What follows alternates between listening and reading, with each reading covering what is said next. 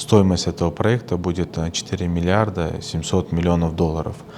И, наверное, один из больших достижений, наверное, всех госорганов, команд, кто был задействован в этом проекте, когда мы зарождали, да, заключали, готовили инвестсоглашение. Основной момент был, чтобы сумма в 4 миллиарда 700 миллионов долларов, она не изменялась.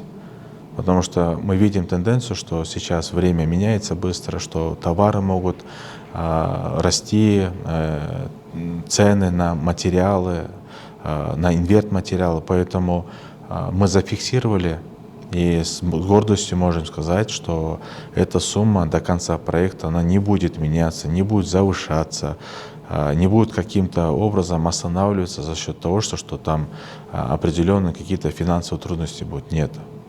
Проект, он рассчитан на 5 лет. Сумма 4 миллиарда 700 миллионов долларов, она неизменная, она будет постоянно. Как говорится, под ключ должны на эту сумму завершить.